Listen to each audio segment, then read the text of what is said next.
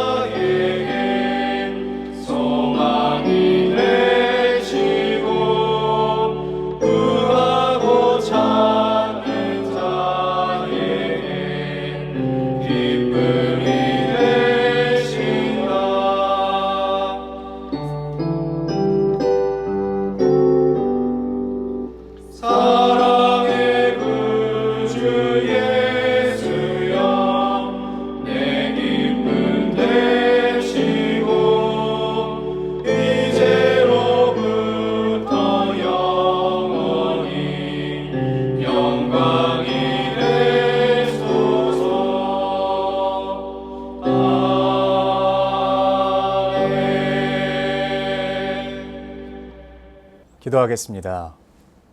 사랑하는 주님, 오늘도 우리에게 새 하루와 새 날을 허락하여 주심에 감사드립니다.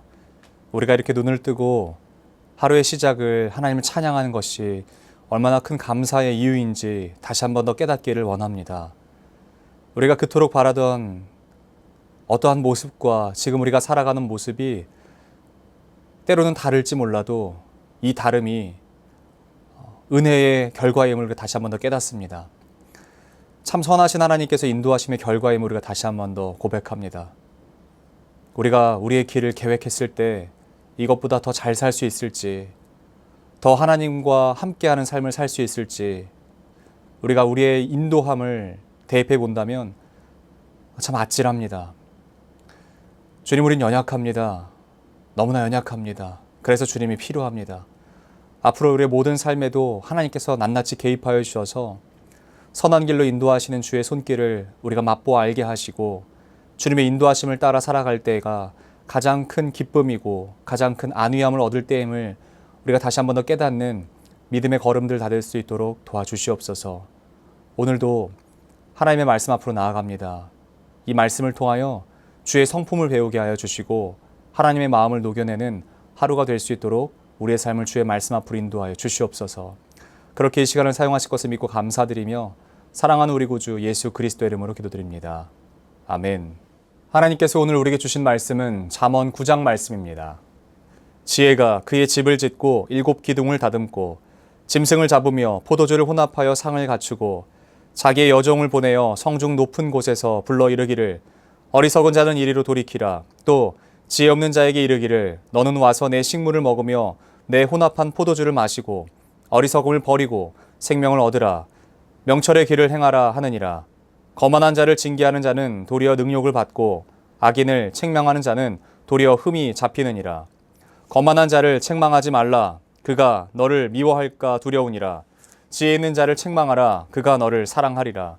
지혜 있는 자에게 교훈을 더하라. 그가 더욱 지혜로워질 것이요 의로운 사람을 가르치라. 그의 학식이 더하리라. 여호와를 경외하는 것이 지혜의 근본이요 거룩하신 자를 아는 것이 명철이니라. 나 지혜로 말미암아 내 날이 많아질 것이요 내 생명의 해가 내게 더하리라. 내가 만일 지혜로우면 그 지혜가 내게 유익할 것이나 내가 만일 거만하면 너 홀로 해를 당하리라. 미련한 여인이 떠들며 어리석어서 아무것도 알지 못하고 자기 집 문에 앉으며 성읍 높은 곳에 있는 자리에 앉아서 자기 길을 바로 가는 행인들을 불러 이르되 어리석은 자는 이리로 돌이키라. 또 지혜 없는 자에게 이르기를 도둑질한 물을 달고 몰래 먹는 떡이 맛이 있다 하는도다. 오직 그 어리석은 자는 죽은 자들이 거기 있는 것과 그의 객들이 수월 깊은 곳에 있는 것을 알지 못하느니라. 아멘. 저는 오늘 잠언 9장 말씀을 중심으로 여호와를 경외하는 것이라는 제목으로 하나님의 말씀을 증거하도록 하겠습니다. 우리는 지금 잠언을 보고 있습니다. 잠언은 우리에게 있어서 지혜서로 알려져 있습니다. 어떻게 지혜를 배울 수 있는지, 혹은 지혜로운 사람이 어떻게 살아왔는지 그를 통해서 우리가 깨닫고, 또한 반면교사를 통해서 우리가 다시 한 번 더 깨닫게 되는 참된 지혜가 무엇인지를 배우는 시간입니다. 그런데 그 지혜서라고 알려져 있는 잠언은 또 다른 시가서로 분류되기도 합니다. 특별히 이스라엘의 시는 2개 혹은 3개의 대구절로 계속해서 반복되는 것을 봅니다. 그 대구절을 이루는 대부분의 표현법은 대조를 이루는 것을 우리가 볼 수 있습니다. 비교와 대조로 가장 많이 쓰이는 것이 이 이스라엘 시, 히브리 시의 특징인데요. 오늘 함께 보실 9장 말씀도 마찬가지로 대조를 이루고 있습니다. 예를 들자면 대조가 무엇인가? 지혜로운 자와 지혜가 없는 자, 그러니까 우매한 자겠죠. 의로운 자와 악한 자, 이런 식으로 계속해서 두 대상을 반복하여 어떤 것이 참 선한 것인지를 계속해서 강조하고 어떤 것이 그에 반해 악한 것인지를 강조합니다. 왜 그렇게 강조할까 싶습니다. 왜 그렇게 극단에 있는 것들을 계속해서 나열하는 것일까? 이렇게 생각해 봅니다.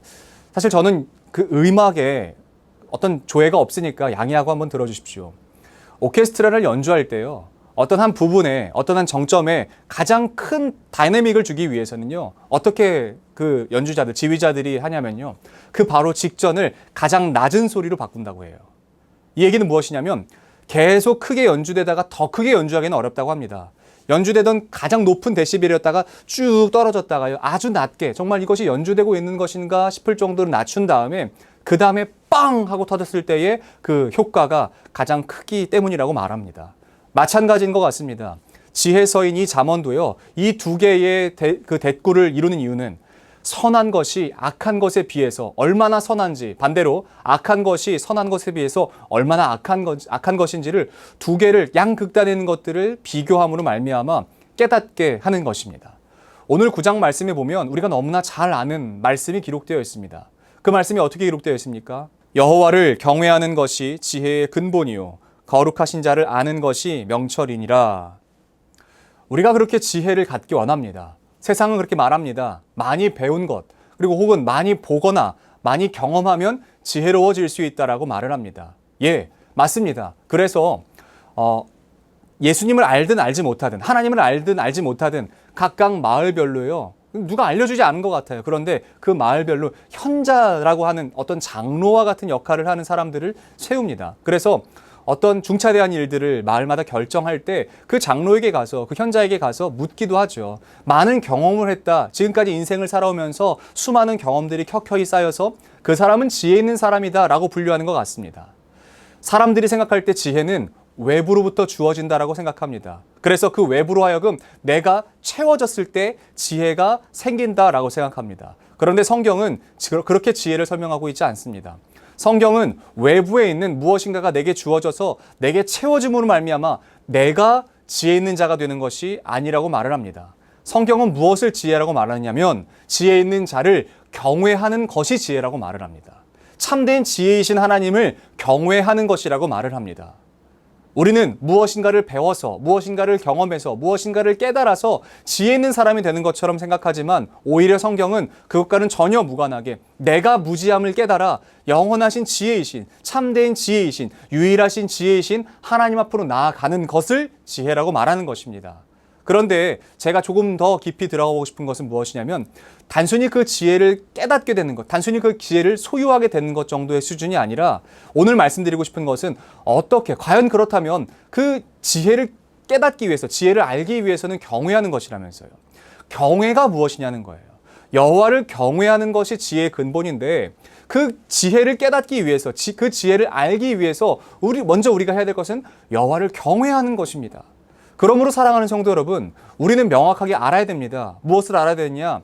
여호와를 경외한다는 것이 무엇인지를 깨달아야 되는 것이에요. 어떤 바른 정의가 있어야죠. 여호와를 경외하는 것은 이런 것입니다 라고 하는 것에 대한 정의가 있어야 우리가 그토록 원하는, 세상이 그토록 말하는, 세상이 그토록 지혜 있는 자를 표방하든 그 지혜를 우리가 가질 수 있게 되는 것 아니겠습니까? 하나님을 경외하는 것이 지혜의 근본인데 그 지혜, 하나님을 경외한다는 것은 과연 무엇일까요? 감사하게도 같은 시가서인 시편 말씀에서 여호와를 경외하는 것에서 이렇게 자세하게 설명하고 있습니다. 너희는 여호와의 선하심을 맛보아 알지어다. 그에게 피하는 자는 복이 있도다. 너희 성도들아 여호와를 경외하라. 그를 경외하는 자에게는 부족함이 없도다. 젊은 사자는 궁핍하여 줄일지라도 여호와를 찾는 모든 좋은 것에 부족함이 없으리로다. 아멘. 여러분 여기까지 봤을 때 여호와를 경외하는 것에 어떤 이익을 말하냐면 여호와를 경외하면 부족함이 없대요. 근데 이 말씀을 오늘 말씀과 연결해 본다면 여호와를 경외하면 지혜에 부족함이 없는 것이에요. 자, 이제 어떤 것까지 보냐면 이제 실제로 그것을 어떻게 적용할 수 있을까라고 하는 것이에요. 우리는 보통 여호와를 경외한다라고 생각하면 여호와를 예배하는 것 수준에서 멈춥니다. 맞습니다. 여러분 여호와를 경외하신다면 여호와를 예배하셔야 됩니다. 여호와 앞에 순복하고 무릎 꿇어 주님을 경외해야 됩니다. 그렇다면 하나님께서 말씀하고 계시는 경외의 조금 더 깊은 곳, 그것은 과연 무엇인지 실천적인 부분을 한번 계속해서 말씀을 통해 보도록 하겠습니다. 너희 자녀들아 와서 내 말을 들으라. 내가 여호와를 경외하는 법을 너희에게 가르치리로다. 생명을 사모하고 연수를 사랑하여 복받기를 원하는 사람이 누구뇨? 내 혀를 악에서 금하며 내 입술을 거짓말에서 금할지어다. 악을 버리고 선을 행하며 화평을 찾아 따를지어다. 사랑하는 성도 여러분, 여호와를 경외하는 것의 실천적인 편이 바로 오늘 이 네 가지로 나와 있는 것입니다. 첫 번째가 무엇입니까? 혀를 악에서 금하는 것이다 라고 말합니다. 두 번째는요, 내 입술을 거짓말에서 금하는 것이라고 말합니다. 세 번째는요, 악을 버리고 선을 행하는 것이라고 말합니다. 마지막 네 번째는요, 화평을 찾아 따르는 것이라고 말을 합니다. 여러분, 이 하나님을 경외하는 법, 실천하는 법, 우리는 보통 하나님을 예배하는 것 정도의 수준에서 멈췄는데요. 성경은 무엇이라고 이야기하냐면 하나님을 경외한다면 혀를 악에서 금하라 라고 말합니다. 우리가 하나님을 예배한다라고 말하면서 하나님을 예배하는 행위는 합니다. 그런데 여전히 내 혀에는 거짓이 있다면 그것은 하나님께서 보시기에 여호와를 경외하는 것이라고 받지 않으신다는 거예요. 두 번째는요, 내 입술을 거짓말에서 금하는 것. 내가 하나님을 경외하지만 여전히 내 혀에 악이 있고 여전히 내 입술은 거짓말을 행한다면 하나님 경외하는 것이라고 보지 않으신다는 거예요. 간혹 그런 분들이 계십니다. 하나님 정말 예배해요. 하나님 정말 찬양해요. 예배에선 굉장히 경건하고 거룩합니다. 그런데 우리 일상 가운데 갔을 때는요, 자녀들을 향해서 저주의 말을 퍼부어요. 아유, 누구 닮아서 그러냐? 너 어떻게 되려고 그러냐? 라고 하면서요. 너 그렇게 하면 못 살아. 너 그렇게 하면 쫄딱 망할 거야. 라고 하는 식의 그런 저주의 말들을 내 입에 여전히 담고 있어요. 행위로는 하나님 예배하는데 내 삶에서는요, 내 입에서는요, 여전히 악독을 담고 있어요. 그것은 하나님을 경외하는 것으로 보지 않는다라는 것입니다. 세 번째는요, 악을 버리래요. 그리고 선을 행하라 라고 말합니다. 악을 버리고 선을 행하라 라고 말합니다. 자, 여호와를 경외한다는 것은 우리에게 지식을 채우는 것이 아니라 우리 입술로 말하는 것 정도에서 멈추는 것이 아니라 내 손끝과 내 발끝까지 나아가서 행해야 된다라고 말을 합니다. 악을 버리십시오. 그리고 선을 행하십시오. 악을 버리는 정도의 수준이 아니라 선을 행하는 수준까지 가야 될 줄로 믿습니다. 네 번째는 무엇이었나요? 화평을 찾아 따르는 것이라고 말을 합니다. 화평을 찾아서 따르는 것이래요. 그렇다면 화평은 무엇일까요? 화평이 어떤 것일까요? 샬롬이라고 알려져 있지 않습니까? 이 샬롬은 뭘까요? 바로 여호와를 찾아 따르는 것이 바로 화평을 찾아 따르는 것입니다. 그러니까 내 삶에 하나님으로 시작하여 하나님으로 가득 채워 하나님을 따르는 것이 여호와를 경외하는 것이에요. 이렇게 우리가 여호와를 경외하는 것이 내 삶의 참된 지혜라는 것입니다. 사랑하는 성도 여러분, 여러분은 지혜롭게 살기 위하여 어디까지 해보셨습니까? 어떤 것까지 해보셨습니까? 책을 많이 읽고 경험을 많이 하고, 너무나 귀하고 중요합니다. 그런데 성경이 말하는 그 지혜를 얻기 위해서 여러분들은 어디까지 해보셨습니까?